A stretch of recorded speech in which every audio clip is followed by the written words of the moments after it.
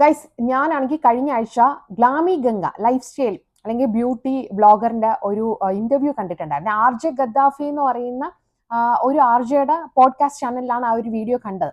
അപ്പോൾ എനിക്ക് ഭയങ്കര ഇൻസ്പയർഡ് ആയി ആ വീഡിയോ എന്ന് പറയുന്നത്. ഓൾറെഡി ഞാൻ ഗ്ലാമി ഗംഗയെ ഇഷ്ടപ്പെടുന്ന ഒരു വ്യക്തിയാണ്. ഞാൻ പണ്ട് മുതലേ ഈ വ്ളോഗ്സ് ഒക്കെ കാണുന്ന ഒരാളാണ്. അപ്പോൾ ഏറ്റവും കൂടുതൽ കണ്ടിട്ടുള്ള വ്ളോഗ്സ് എന്ന് പറയുന്നതും ഈ ഗ്ലാമി ഗംഗ, ജാസ്മിൻ ജാഫർ, അസ്ലാം മാർലി, തനി മലയാളി, അതുപോലെ തന്നെ ഇഷാനി കൃഷ്ണകുമാർ, ഓസി വ്ളോഗ്സ് ഉണ്ടല്ലോ, ദിയ കൃഷ്ണ, ഇവരുടെയൊക്കെ വ്ളോഗ്സ് ഒക്കെ കാണുന്ന ഒരാളാണ്. എൻ്റെ ഏറ്റവും ഫേവറേറ്റ് വ്ളോഗർ എന്ന് പറയുന്നത് തനി മലയാളിയാണ്. അപ്പോൾ ഗ്ലാമി ഗംഗയുടെ ഈ ഒരു ഇന്റർവ്യൂ കണ്ടപ്പോൾ എനിക്ക് ഒരുപാട്, ഓൾറെഡി എനിക്ക് ഗ്ലാമി ഗംഗയുടെ വീഡിയോസ് വ്ളോഗ്സ് ഒക്കെ ഞാൻ കണ്ടുകൊണ്ടിരിക്കുന്നതുകൊണ്ട് കുറേ കാര്യങ്ങളൊക്കെ അറിയാം. അപ് ടു ഡേറ്റ് ആയിട്ട് എല്ലാം ഇടുന്നത് കാരണം നമുക്ക് അറിയാൻ പറ്റുമല്ലോ. ഒരുപാട് കഷ്ടപ്പെട്ട് ഈ ഒരു യൂട്യൂബ് ഫീൽഡിൽ വന്ന ഒരു വ്യക്തിയാണ് ഗ്ലാമി ഗംഗ എന്ന് പറയുന്നത് അല്ലേ. അപ്പോൾ എനിക്ക് ഞാനിപ്പോൾ ഈ ഒരു ഡേ ഇൻ മൈ ലൈഫിൽ ഈ ഒരു കാര്യം പറയുന്നത് എന്താന്ന് വെച്ചാൽ, ഇപ്പൊ എന്നെ പോലെയുള്ള ഒരുപാട് അമ്മമാർ അല്ലെങ്കിൽ യൂട്യൂബിലോട്ട് ഒരുപാട് വരണമെന്ന് ആഗ്രഹിക്കുന്ന വ്യക്തികളൊക്കെ ചിലര് പുറകിലോട്ട് ബാക്ക് അടിച്ച് നിൽക്കുമല്ലേ. കാരണം അവർക്കൊരു സപ്പോർട്ടോ അല്ലെങ്കിൽ ഒരു മോട്ടിവേഷൻ കൊടുക്കാനോ ആരും കാണൂല. മറ്റുള്ളവർ എന്ത് പറയും, നമ്മൾ ചുറ്റുമുള്ളവര് എന്ത് പറയും എന്നൊക്കെ പേടിച്ചിട്ട് ഈ ഒരു യൂട്യൂബ് ഫീൽഡിൽ വരാത്ത ഒരുപാട് വ്യക്തികൾ കാണുമല്ലേ. അവരുടെ അടുത്താണ് എനിക്ക് പറയാനുള്ളത്, നമുക്ക് വേറെ ആരുടെയും മോട്ടിവേഷൻ ഒന്നും ആവശ്യമില്ല. ഇതുപോലെയുള്ള ഇപ്പൊ ഫേമസ് ആയിട്ടുള്ള യൂട്യൂബേഴ്സ് തന്നെ മതി. അവരുടെ ലൈഫ് തന്നെ എടുത്ത് നോക്കിയാൽ മതി. നമുക്ക് ഒരുപാട് ഇൻസ്പയർഡ് ആയിട്ട് കോണ്ടന്റ്സ് ഒക്കെ ഓട്ടോമാറ്റിക്കാ ചെയ്യാൻ തോന്നും അല്ലേ. അപ്പൊ എനിക്ക് അങ്ങനെയാണ്. അപ്പൊ ഗ്ലാമി ഗംഗ എന്ന് പറഞ്ഞാൽ അത്രയും കഷ്ടപ്പെട്ട് ഇപ്പൊ ലൈഫിൽ ഒരുപാട് അച്ചീവ് ചെയ്തിട്ടുള്ള ഒരു വ്യക്തിയാണ്. അയാളുടെ ഗ്രോത്ത് എടുത്ത് നോക്കിയാൽ നിങ്ങൾക്ക് മനസ്സിലാവും. ഇപ്പൊ മാരേജ് ഒക്കെ കഴിഞ്ഞിട്ടുണ്ട്, സ്വന്തമായിട്ടൊരു പെൺകുട്ടി വീട് വെച്ചിട്ടുണ്ട്, ആ അമ്മയെ സന്തോഷിപ്പിച്ചിട്ടുണ്ട്. ആ ഒരു ഇന്റർവ്യൂ നിങ്ങൾ കണ്ടു നോക്കാം. ഞാനിപ്പോ ചെക്ക് ചെയ്തപ്പോഴാണ്, ഞാൻ ഓൾറെഡി 2 ഇന്റർവ്യൂ ആണ് കണ്ടിട്ടുണ്ടായിരുന്നത്. ഇപ്പൊ 3ാമത് ഒരു ഇന്റർവ്യൂവും കൂടെ, അതായത് ബാലൻസ് പാർട്ട് 3യും കൂടെ വന്നിട്ടുണ്ട് ആ പോഡ്കാസ്റ്റ് ചാനലിൽ. അപ്പൊ അത് ഞാൻ കണ്ടില്ല. എന്നിട്ട് നിങ്ങൾ തന്നെ ചിന്തിക്കും, നിങ്ങൾക്ക് ആരുടെ മോട്ടിവേഷൻ അല്ലെങ്കിൽ ഇൻസ്പിറേഷൻ ആണ് വേണ്ടതെന്ന്. നമ്മുടെ കൂടെ ഉള്ളവരൊക്കെ ചിലപ്പോൾ നമ്മൾ സപ്പോർട്ട് ചെയ്തില്ലെന്ന് വരും. പക്ഷെ ഈ യൂട്യൂബിൽ തന്നെ എടുത്തു നോക്കിയാൽ യൂട്യൂബിൽ വീഡിയോസ് ഇട്ടിട്ടുള്ള ഒരുപാട് യൂട്യൂബേഴ്സ് നമ്മളെ സപ്പോർട്ട് ചെയ്യും. അതുപോലെ തന്നെ ഞാൻ ഈ സാപ്പ് ടോക്സ് എന്ന് പറയുന്ന ഒരു യൂട്യൂബ് ചാനലിലെ വീഡിയോസ് ഒക്കെ കാണും കേട്ടോ. അത് വന്നിട്ട് ഭയങ്കര, നമുക്ക് ഈ പുതിയ യൂട്യൂബേഴ്സിനൊക്കെ ഒരുപാട് കാര്യങ്ങളൊക്കെ പറഞ്ഞു തരണം. അതുപോലെ ഒരുപാട് ചാനലുണ്ട്, 2-3 ഞാൻ കാണും. പക്ഷെ അതൊന്നും എനിക്ക് പേര് ഓർമ്മയില്ല. ഇത് എനിക്കിപ്പോൾ ഓർമ്മ വരുന്നുള്ളൂ, അതുകൊണ്ടാണ് ഞാൻ പറയുന്നത്. അപ്പോൾ ഇവരൊക്കെ ഒരുപാട് സപ്പോർട്ട് ചെയ്യും. നമുക്ക് അറിഞ്ഞുകൂടാത്ത കാര്യങ്ങളൊക്കെ പലതും പറഞ്ഞു തരും. അതൊക്കെ മതി കേട്ടോ നമുക്ക് ഒരു യൂട്യൂബറിന്.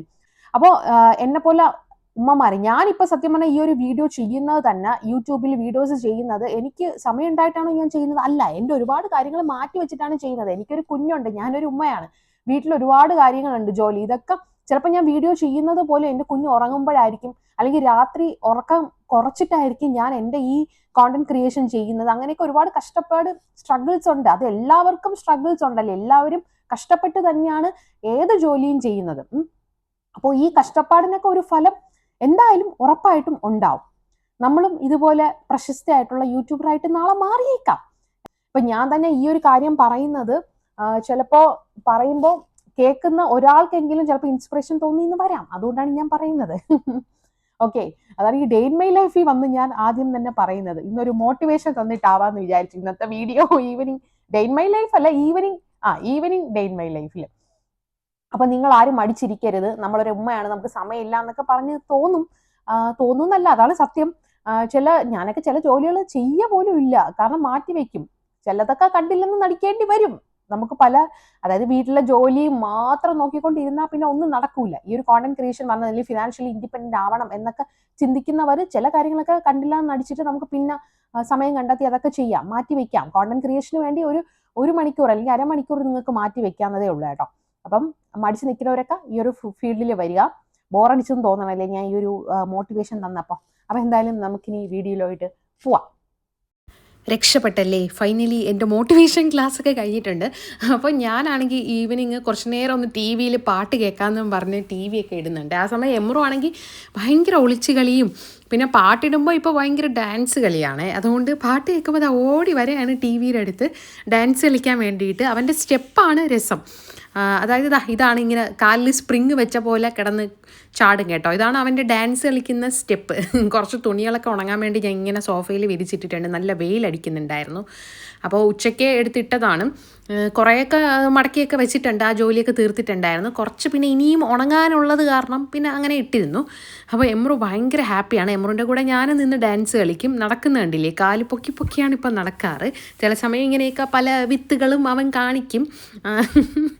അങ്ങനെ ഇന്ന് അവൻ ഡേ ടൈമിൽ ഇപ്പോൾ ഉറങ്ങാറില്ല. ഈവനിങ് മീൻസ് നൈറ്റൊക്കെ ആകുമ്പോഴാണ് ഇപ്പോൾ ഉറങ്ങിപ്പോകുന്നത്. അതും ഉറങ്ങി കിറങ്ങി വീഴുന്നതാണ്. ഇപ്പോൾ ലേറ്റായിട്ടാണ് ഉറങ്ങുന്നതും എഴുന്നേൽക്കുന്നതും ലേറ്റായിട്ടാണ്. അപ്പോൾ അതുകൊണ്ട് ഇവന് ഉച്ചയ്ക്കുള്ള കാര്യങ്ങളൊന്നും ഇപ്പോൾ എനിക്ക് വലുതായിട്ട് കോണ്ടൻറ്റ് ക്രിയേഷൻ ചെയ്യാൻ പറ്റുന്നില്ല. ഇപ്പോൾ രാത്രിയൊക്കെയാണ് ഞാനും ചെയ്യാറ്. കാരണം ഇവ ഉറങ്ങുന്ന സമയമാണ്. ഇനി മുന്നേയൊക്കെ ഞാൻ വീഡിയോസൊക്കെ ചെയ്തുകൊണ്ടിരുന്നത്. അപ്പോൾ ഞാൻ വിചാരിച്ചു ഇനിയിപ്പോൾ എന്തായാലും ഇവ ഉറങ്ങില്ല, 4 മണിയായിട്ടുണ്ട്. അപ്പോൾ ഇവന് പാല് കാച്ചി കൊടുക്കണം, ചായ ഇടാമെന്നും പറഞ്ഞ് നേരെ കിച്ചണിൽ വന്നിട്ടുണ്ട്. അപ്പോൾ സാറ് ഉറങ്ങാത്തത് കാരണം സാറിനെയും കൂടെ പിന്നെ കിച്ചണിലോട്ട് കൊണ്ടുവരേണ്ടി വന്നു. തൽക്കാലം ഇപ്പം ഞാൻ ചായ ഇടുന്നില്ല, പാല് മാത്രം കാച്ചി കൊടുക്കാമെന്ന് വിചാരിച്ചു. പിന്നെ റീക്ക വരുമ്പോൾ ചായ ഇടാം, അപ്പോൾ ഇവനെ ഏൽപ്പിക്കാമല്ലോ അങ്ങനെ വിചാരിച്ചു. കൂടുതലും നമ്മളിങ്ങനെ ജോലി ഇവനെ വെച്ചിട്ട് നമുക്ക് ചെയ്യാൻ പറ്റൂലല്ലോ, അത് റിസ്ക് ആയിട്ടുള്ള ഒരു കാര്യമാണ്. അപ്പോൾ ആരും അങ്ങനെ ജോലിയൊന്നും ചെയ്യാതിരിക്കുക. എപ്പോൾ വന്നാലും നമ്മളിങ്ങനെയാണ് ഏതെങ്കിലും റൂമിലോ കിച്ചണിലൊക്കെ പോകുമ്പോൾ ആദ്യം ഡോർ അടയ്ക്കും. കാരണം ഇവൻ വരാതിരിക്കാനാണ്, അത് അവൻ കണ്ടു വെച്ചിട്ടുണ്ട്. അപ്പോൾ അവൻ്റെ വിചാരം ഏത് റൂമിലോ കിച്ചണിലൊക്കെ പോയി ആദ്യം ഡോർ അടയ്ക്കണമെന്നാണ്. അതാണ് ആദ്യം വന്ന് ഡോർ അടയ്ക്കുന്നത്. അപ്പോൾ അവൻ എപ്പോഴും ഡോർ അടയ്ക്കും, നോക്കി തന്നെ ഡോർ അടയ്ക്കുള്ളൂ. അവൻ്റെ വിരലിടയിൽ പോകുന്നുണ്ടോ എന്നൊക്കെ നോക്കിയിട്ട് അവൻ ചെയ്യാറുള്ളൂ. അതൊക്കെ അറിയാം, എല്ലാം അറിയാം കേട്ടോ. അപ്പോൾ അത്രയും കെയർഫുള്ളായിട്ടാണ് നമ്മൾ ഡോർ അടയ്ക്കാറുള്ളത്. അപ്പോൾ ഇന്നിപ്പോൾ കുറച്ച് സ്ട്രഗിൾ ചെയ്യുന്നതുകൊണ്ടാണ് ഞാൻ ഡോർ അടച്ചു കൊടുത്തത്. അങ്ങനെ പിന്നെ റീക്കയൊക്കെ വന്നിട്ടുണ്ട്. അപ്പോൾ റീക്ക വന്ന സമയം ഞാൻ ചായയും കൂടെ ഇട്ടു. അപ്പോൾ എമ്രൂടെ മെക്കാനിക്കൽ പണിയൊക്കെ തുടങ്ങിയിട്ടുണ്ട്. അപ്പോൾ ഞങ്ങൾ ചായയൊക്കെ കുടിച്ചിട്ട് ഇനി പുറത്ത് പോകാൻ പോവുകയാണ്. അതായത് ഈദിനുള്ള ഡ്രസ്സ് എടുത്തില്ല. അപ്പോൾ നിങ്ങൾക്ക് ഈദിനുള്ള ഡ്രസ്സ് എടുത്തോ ഇല്ലയോ എന്നുള്ളത് കോമെൻറ്റ് ചെയ്യണം. ഞാനാണെങ്കിൽ സ്പ്ലാഷിൽ സിറ്റി സെൻറ്ററിൽ പോയപ്പം സ്പ്ലാഷിലൊരു ഡ്രസ്സ് നോക്കി വെച്ചിരുന്നു. അപ്പോൾ അന്ന് ഞാൻ എടുത്തില്ല. പിന്നെ ഇവിടെ അൽക്കോർ മാളിലെ സ്പ്ലാഷിലും ഇതേ സെയിം ഡ്രസ്സ് ഞാൻ കണ്ടിട്ടുണ്ടായിരുന്നു. അപ്പം അന്ന് റീക്ക പറഞ്ഞു പിന്നെ എടുക്കാമെന്ന് പറഞ്ഞിരുന്നു എൻ്റെ അടുത്ത്. അപ്പം ഞാൻ എന്നാൽ പിന്നെ ഈദിന് ഡ്രസ്സ് എടുക്കണമല്ലോ, ഈദിൻ്റെ കാര്യം ഞാൻ മറന്നിരിക്കുകയായിരുന്നു, ഈദിന് എടുക്കാമെന്നും പറഞ്ഞ് വലിയ കാര്യത്തിൽ ഇന്ന് പോയതാണ്. എന്നിട്ട് എന്ത് സംഭവിച്ചു എന്നുള്ളതൊക്കെ നിങ്ങൾക്ക് പോകുമ്പോൾ മനസ്സിലാവും. അങ്ങനെ നമ്മൾ ഒരുങ്ങിക്കെട്ടിയതാ കാറിൽ കയറി ഇനി അൽക്കോർ മാളിലോട്ടാണ് പോകുന്നത്. സിറ്റി സെൻറ്ററിൽ പോകണമെന്ന് ചോദിച്ചു. ഞാൻ വേണ്ട, ഇവിടെ ഉണ്ടായിരുന്നല്ലോ, അതുകൊണ്ട് ആ ഡ്രസ്സ് തന്നെ എടുക്കാൻ പോകുന്നുണ്ട്. ഞാൻ വിചാരിച്ചു വേണ്ട, അൽക്കോർ മാളിൽ പോയി എടുക്കാമെന്നേ. അങ്ങനെ ഇവിടെ ഒന്ന് ഡ്രസ്സ് എടുക്കാൻ വേണ്ടി ഇവിടെ വന്നില്ല, എത്തിയില്ല, കാറിൽ ഇരിക്കുന്നതേ ഉള്ളൂ. കാറിലെ ബഹളമാണ് ഇപ്പം നിങ്ങൾ കണ്ടുകൊണ്ടിരിക്കുന്നത്. ഇത് നമ്മൾ കഴിഞ്ഞ വീക്കെൻഡ് ഇവിടെ പാർക്കാട്ടിൽ പോയിരുന്നു. അപ്പോൾ അവിടുത്തെ ക്യാഷ്യർ എമ്രുവിന് കൊടുത്ത ഒരു ബലൂണാണ്, അത് കാറിൽ തന്നെ ഇട്ടിരുന്നു. റീക്ക ചോദിച്ചു എൻ്റെ അടുത്ത് എടുക്കണോ മോളിക്കൊണ്ടോ. ഞാൻ പറഞ്ഞു വേണ്ട, കാറിൽ തന്നെ ഇരിക്കട്ടെ എന്ന്. അത്ര നേരമെങ്കിൽ അത് വെച്ചിട്ട് കാറിൽ മിണ്ടാതിരിക്കുമല്ലോ എന്നും പറഞ്ഞിട്ടാണ് ഞാൻ കാറിൽ തന്നെ വെച്ചത്. ഇവിടെ നിന്നാണെങ്കിൽ കാർ എടുക്കാൻ ഭയങ്കര പാടാണ്. ഇത് നമ്മൾ മുകളിലാണ്, ഇവിടെ ഗ്രൗണ്ട് ഫ്ലോറിലാണ് നമ്മുടെ ഈ കാർ ഇട്ടേക്കുന്നത്. കാരണം അവിടെ ഇപ്പോൾ വേറെ കാർ വന്നത് കാരണം ഇങ്ങോട്ട് മാറ്റിയിടേണ്ടി വന്നു. അപ്പോൾ ഇവിടെ നിന്ന് റീക്കക്ക് എടുക്കാൻ ഭയങ്കര ബുദ്ധിമുട്ടാണ്. ഇവിടെ ഒരു മതിൽ പോലെ നടുക്കിങ്ങനെ കെട്ടി വെച്ചിട്ടുള്ളതുകൊണ്ട്. അപ്പോൾ കഷ്ടപ്പെട്ടൊക്കെ കാർ എടുത്തിട്ട് കയറി നമ്മൾ പോവുകയാണ്. എമ്രു സത്യം പറഞ്ഞാൽ ഉറക്കം വന്നിരിക്കുകയാണ്. പക്ഷേ കയ്യിൽ ബലൂൺ കിട്ടിയോണ്ട് ഉറങ്ങണോ വേണ്ടേ എന്നൊക്കെ ആലോചിച്ച് ഇവിടെ കളിച്ചുകൊണ്ടിരിക്കുകയാണ്. എൻ്റെ വോയിസ് ഓവർ കേട്ടിട്ട് ഞാൻ തന്നെ ആലോചിക്കുന്നു, കുറേ അപ്പോ എന്ന് കുറേ ഞാൻ പറഞ്ഞല്ലോ. ഇനിയിപ്പോൾ അപ്പോ എന്നുള്ളത് പറയുന്നതൊന്ന് നിർത്തണം. എന്തായാലും ഇനി അങ്ങോട്ട് നിർത്താൻ വേണ്ടി ശ്രമിക്കാം. അങ്ങനെ ആദ്യം നമ്മൾ എവിടെയാണ് കാറ് പെട്രോൾ അടിക്കണമായിരുന്നു. അപ്പോൾ പെട്രോൾ അടിച്ചിട്ടാണ് നേരെ അൽക്കോർ മാളിലോട്ട് പോകുന്നത്. അപ്പോൾ അൽക്കോർ മാളിൽ സ്പ്ലാഷ് എത്തിയിട്ടുണ്ട്. അപ്പോൾ ഇവിടെ വന്ന് ഞാൻ നോക്കിയപ്പോൾ ആദ്യം ചോദിച്ചു ഇതല്ലേ ആ ബ്ലൂ ഡ്രസ്സെന്ന്.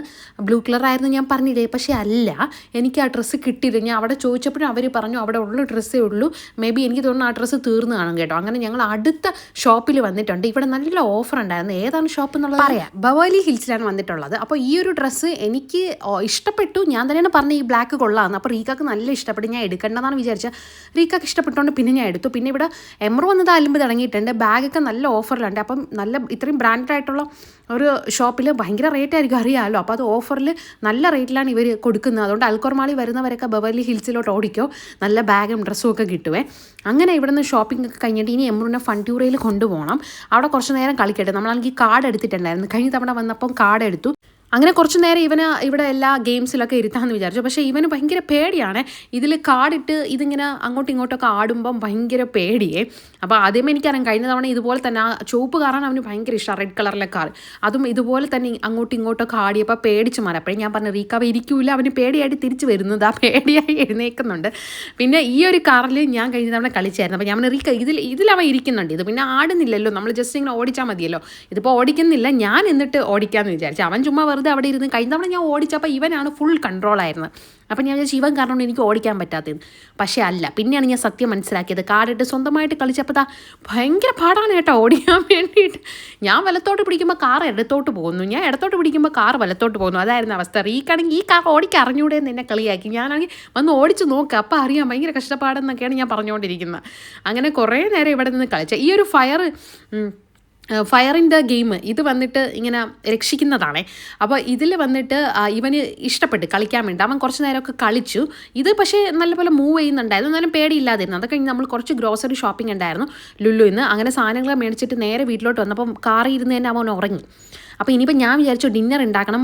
എമ്രു ഡിന്നറൊന്നും കഴിച്ചിട്ടില്ല, അതാണ് എൻ്റെ വിഷമം. ഇനിയിപ്പോൾ ഞാൻ പോയി ഡിന്നറൊക്കെ ഉണ്ടാക്കണമല്ലോ എന്നാണ് സങ്കടപ്പെട്ടിരിക്കുന്നത്. എൻ്റെ ഫേഷ്യൽ എക്സ്പ്രഷൻ കണ്ടാൽ നിങ്ങൾക്ക് മനസ്സിലാവും. ഞാൻ രാവിലെ തന്നെ ക്രീം പീസൊക്കെ വെള്ളത്തിയിട്ട് വെച്ചിരുന്നു. പിന്നെ നമ്മൾ അവിടെ നിന്ന് ചപ്പാത്തിയും ദോശമാവും ഒക്കെ വാങ്ങിച്ചിട്ട് വന്നു. ചപ്പാത്തിയൊന്നും പരത്തി അതിനുള്ള സമയമൊന്നും എനിക്കില്ല. ദോശമാവക്ക് മുമ്പ് ഞാൻ ആട്ടിക്കൊണ്ടിരുന്നു, പക്ഷേ മിക്സിയിലൊക്കെ അടിച്ചെടുക്കുമായിരുന്നു. പക്ഷേ ഇപ്പം എനിക്ക് അതിനുള്ള സമയമൊന്നും ഇല്ലാത്തതുകൊണ്ട് ഇങ്ങനെ പാക്കറ്റ് തന്നെയാണ് മേടിക്കുന്നത്. അപ്പോൾ അതിന് മുന്നേ കുറച്ച് പാത്രം ഉണ്ടായിരുന്നു, അതൊക്കെ ഞാൻ കഴുകി തീർത്തിട്ടുണ്ട്. ഇനിയിപ്പം നമ്മുടെ കുക്കിംഗ് പരിപാടിയിലേക്ക് പോകണം. ഗ്രീൻ പീസ് കറി ആകുമ്പോൾ എനിക്ക് എളുപ്പമാണ് വെക്കാൻ വേണ്ടിയിട്ട്. അപ്പോൾ കുറേ നാളായി ഇപ്പോൾ ഗ്രീൻ പീസ് കറിയൊക്കെ വെച്ചിട്ട്, കടലക്കറിയൊക്കെ വെച്ചിട്ട്. അപ്പോൾ ഞാൻ വിചാരിച്ചു ഇന്ന് എന്തായാലും ഗ്രീൻ പീസ് എടുത്ത് വെള്ളത്തിയിട്ട് ഇന്ന് ഗ്രീൻ പീസ് കറി തന്നെ ഉണ്ടാക്കാമെന്ന്. അപ്പോൾ എമ്രുവിന് ഇഷ്ടമാണ് ഇങ്ങനെ വെറൈറ്റി ഒക്കെ കൊടുക്കുമ്പോൾ അവനും ഭയങ്കര ഇഷ്ടമാണ് കഴിക്കാൻ വേണ്ടിയിട്ട്. അങ്ങനെ പാത്രമൊക്കെ കഴുകി മാറ്റിയിട്ടുണ്ട്. ഇനിയിപ്പം നമുക്ക് ദോശമാവുണ്ടല്ലോ, അതൊന്ന് ബാറ്ററൊന്ന് കലക്കിയൊക്കെ വെക്കി സെറ്റാക്കി വെക്കണം. കുറച്ച് നേരം വെളിയിലിരിക്കട്ടെ, തണുപ്പത്തൊക്കെ ഇരുന്നതല്ലേ. അപ്പോൾ ഞാനാണെങ്കിൽ പാക്കറ്റൊക്കെ കട്ട് ചെയ്ത് അതിൽ ഉപ്പൊക്കെ ഇട്ട് വെള്ളമൊക്കെ ആവശ്യത്തിനുള്ള ഒഴിച്ച് നല്ലപോലെ കലക്കിയൊക്കെ മാറ്റി വെച്ചിട്ടുണ്ട്. പിന്നെ ആദ്യം ഞാൻ ചപ്പാത്തി ചുടാമെന്നും പറഞ്ഞ് ചപ്പാത്തിയാണ് ചുടുന്നത്. അപ്പോൾ അതിന് മുന്നേ എനിക്ക് ഗ്രീൻ പീസിന് വേണ്ടിയിട്ടുള്ള കറിക്ക് വേണ്ടിയിട്ടുള്ള സാധനങ്ങളൊക്കെ കട്ട് ചെയ്യണമായിരുന്നു. അപ്പോൾ അതൊക്കെ ഞാൻ കട്ട് ചെയ്യാമെന്ന് വിചാരിച്ചേ. അപ്പോൾ റീക്ക ഞാൻ എമ്രുവിനെ ഏൽപ്പിച്ചിട്ടുണ്ട്. എമ്രുവിനെ നോക്കാൻ വേണ്ടി ഏൽപ്പിച്ചിട്ടുണ്ട്.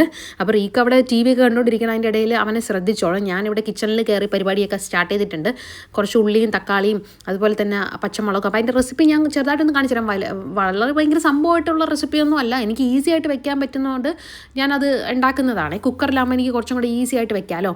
മുമ്പൊക്കെ ഞാൻ എണ്ണ ഒഴിക്കാനും ഗ്രീൻ പീസ് കറി ഉണ്ടാക്കുക. അതെന്ന് പറയുന്നത് വെറുതെ കുക്കറിൽ ഈ ഉള്ളി തക്കാളി പച്ചമുളക് ജിഞ്ചർ ഗാർലിക് പേസ്റ്റ് അതുപോലെ തന്നെ ഗ്രീൻ പീസ് പിന്നെ മസാല എല്ലാം കൂടി ഇട്ടിട്ട് അടച്ചു വെച്ച് അങ്ങനെ വേവിച്ചെടുക്കാറുണ്ട്. ഇതിപ്പോൾ ഞാൻ കോക്കനട്ട് ഓയിലും കൂടി ഇട്ടിട്ടാണ് ഇന്നിപ്പോൾ ഉണ്ടാക്കുന്നത്. അപ്പം അത് ഞാൻ ഇനി ഓരോ ദിവസം ഉണ്ടാക്കുമ്പോൾ ഞാൻ കാണിച്ചു തരാം എങ്ങനെയാണെന്നുള്ളത്. ഇപ്പോൾ ജസ്റ്റ് പറഞ്ഞതേ ഉള്ളൂ. അപ്പോൾ ഒരു കുക്കർ എടുത്തിട്ട് ഇതിലേക്ക് ഞാൻ ആദ്യം വെളിച്ചെണ്ണയാണ് ഒഴിക്കുന്നത്. പിന്നെ ജിഞ്ചർ ഗാർലിക് പേസ്റ്റ് ഇട്ടുകൊടുക്കുന്നുണ്ട്. അപ്പോൾ അത് കുറച്ച് നേരം ഒന്ന് സോട്ട് ചെയ്തതിന് ശേഷം നമുക്ക് ഉള്ളി ഇട്ട് കൊടുക്കാം. പിന്നെ ഒരുപാട് നേരം ബ്രൗൺ കളറായിട്ട് ഉള്ളി ഒന്ന് സോട്ടായി വരണമെന്നില്ല, കാരണം നമ്മൾ കുക്കറിൽ അടച്ചു വെച്ചാണല്ലോ വേവിക്കാൻ പോകുന്നത്. അതുകൊണ്ട് അത് ഓട്ടോമാറ്റിക് അത് വെന്തോളും, കുക്കായിട്ട് ഇത് വരും. അപ്പം നമുക്ക് സവാളയാണ് ഇതിലോട്ട് ഇട്ട് കൊടുക്കുന്നത്. അത് കഴിഞ്ഞിട്ട് പച്ചമുളക് കുറച്ച് ഇട്ട് കൊടുക്കാം. പിന്നെ നിങ്ങൾക്ക് ഇപ്പം തന്നെ വേണമെങ്കിൽ ഈ മല്ലിയിലയും കൂടെ ആഡ് ചെയ്യാവേ, അതല്ലെങ്കിൽ പിന്നെ ആഡ് ചെയ്താൽ മതി. പിന്നെ ഗ്രീൻ ചില്ലി ഇട്ട് കൊടുക്കുന്നുണ്ട്. പിന്നെ തക്കാളി ഇട്ട് കൊടുത്തിട്ടുണ്ട്. കുറച്ച് നേരം ഒന്ന് സോട്ട് ചെയ്യുന്നുണ്ട്. ജസ്റ്റ് ഒന്ന് ഹാഫ് കുക്ക് ആയാൽ മതി കേട്ടോ ഇതെല്ലാം കൂടെ.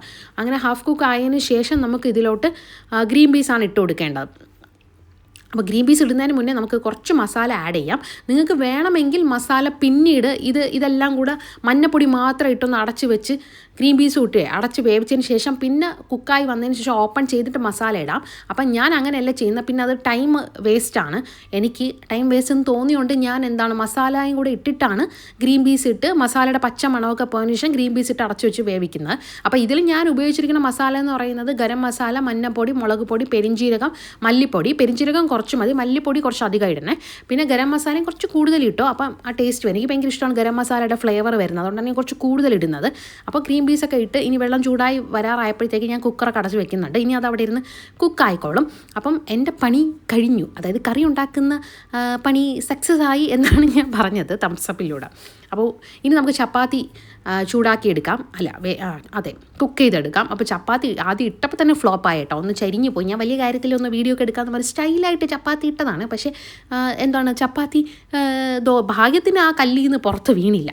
അപ്പോൾ ചപ്പാത്തിയൊക്കെ ഇവിടെ ചുട്ടെടുത്തിട്ടുണ്ട്. പിന്നെ ക്രാൻബെറി ജ്യൂസ് ഞാൻ ഓൾറെഡി മേടിച്ച് വെച്ചിട്ടുണ്ട്. ഇത് നല്ലതാണ്, നമുക്ക് യൂറിനറി ഇൻഫെക്ഷനൊക്കെ ഉള്ളവർക്കൊക്കെ നല്ലതാണെന്നാണ് പറയുന്നത് ക്രാൻബെറി. അതുകൊണ്ടാണ് ഞാൻ ഇടയ്ക്കിടയ്ക്ക് മേടിച്ച് വെച്ച് കുടിക്കാറുണ്ട്. ചില സമയം എനിക്ക് ചില ബുദ്ധിമുട്ടുകളൊക്കെ വരുമ്പം അങ്ങനെ തോന്നുമ്പോൾ ഞാൻ ക്രാൻബെറി ജ്യൂസ് കുടിക്കാറുണ്ട്. പിന്നെ എപ്പോഴും കുടിക്കുന്നത് നല്ലതല്ല, ഷുഗറുണ്ട്, അത് വേറെ കാര്യം. പിന്നെ എനിക്ക് ഭയങ്കര ഇഷ്ടമാണ് ബലദനയുടെ ക്രാൻബെറി ജ്യൂസ്. അതുകൊണ്ടാണ് ഞാൻ ബലദന തന്നെ മേടിക്കുന്നത്. ചില സമയം KDD വാങ്ങും, പക്ഷേ അതിൽ ഒരുപാട് ഷുഗർ കൂടുതലായിട്ടുള്ളതല്ലോ തോന്നും. അപ്പോൾ ഞാൻ ക്രാൻബെറിയാണ് മോസ്റ്റ്ലി വാങ്ങാറ്, ഇടയ്ക്കിടയ്ക്ക് വാങ്ങാറില്ല, എപ്പോഴും കുടിക്കാൻ പാടില്ലല്ലോ. അപ്പോൾ നമ്മുടെ കടലക്കറിയൊക്കെ ഇവിടെ റെഡി ആയിട്ടുണ്ട്, ഗ്രീൻ പീസ് കറി. മല്ലിയില ഗാർണിഷ് ചെയ്തൊക്കെ വെക്കുന്നുണ്ട്. അപ്പോൾ എമ്മർ ഇവിടെ ഉറക്കം വന്നിട്ടുണ്ട്. അപ്പോൾ എമ്രനുള്ള ആഹാരം കൊടുത്തു. പിന്നെ ഞാനും ദോശയും കടലക്കറിയൊക്കെ കഴിച്ച്. അപ്പോൾ ഇവൻ്റെ ഉറക്കം ഇതുവരെയും തെളിഞ്ഞിട്ടില്ല. അതുകൊണ്ട് തന്നെ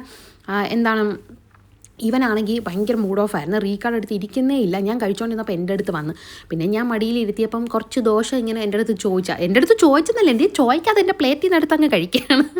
അപ്പം ഞാൻ 1-2 വായൊക്കെ എമ്മുറിനും കൂടെ മടിയിലിരുത്തി പിന്നെ വെച്ചു കൊടുത്തത്. അവിടെ കറങ്ങി നിൽക്കുന്നുണ്ടാണ്. ഇപ്പം എൻ്റെ അടുത്ത് വരും മടിയിലിരിക്കാൻ വേണ്ടിയിട്ട്. അതായത് ഞാൻ തന്നെ എടുക്കണം. ചില സമയം അങ്ങനെയാണല്ലേ, കുഞ്ഞുങ്ങൾ ഉറക്കമൊക്കെ വന്നു കഴിഞ്ഞാൽ പിന്നെ ഉമ്മ തന്നെ എടുക്കണം എന്നുള്ള വാശി നിർബന്ധമായിരിക്കും. ഹസ്ബൻഡ് വാപ്പന്മാരവിടെ വെറുതെ ഇരുന്നാലും പോവില്ല. അപ്പോൾ പിന്നെ എന്തായാലും പാവമല്ലേ എന്നും പറഞ്ഞ് ഉറക്കത്തിൻ്റെ ഇതാണ്. അവൻ ഒരു അരമണിക്കൂറോ ഉറങ്ങിയുള്ളൂ അവിടെ നിന്ന് കാറിൽ നിന്ന് തിരിച്ച് വന്നിട്ടേ. പിന്നെ ഞാൻ എടുത്ത് വെച്ച് കുറച്ച് ദോശയൊക്കെ കൊടുത്ത്.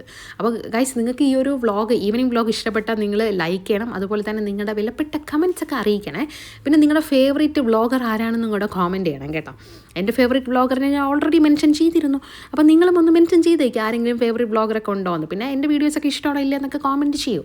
ഫുഡൊക്കെ അടിച്ച് ഇനിയിപ്പോൾ ഉറങ്ങാൻ പോവേണേ. അപ്പോൾ ഇന്നത്തെ ദിവസം വിഷമം ഉണ്ടായിരുന്നു, സന്തോഷം ഉണ്ടായിരുന്നേ. കാരണം വിഷമം വേറെ ഒന്നും അല്ല, വിചാരിച്ച ഡ്രസ്സ് കിട്ടിയില്ലല്ലോ. അപ്പോൾ ഞാൻ ആദ്യം പറഞ്ഞേക്ക മോട്ടിവേഷനൊക്കെ ഓർമ്മയുണ്ടല്ലോ. നിങ്ങൾ വീഡിയോ ഒക്കെ ചെയ്യാൻ ഉദ്ദേശിക്കുന്നവരാണെങ്കിൽ എത്രയും പെട്ടെന്ന് വീഡിയോ ഒക്കെ ചെയ്തോളൂ, ഞാനുണ്ട് കൂടെ. അപ്പോൾ നമുക്കിനി പുതിയൊരു വ്ളോഗിൽ കാണാവേ.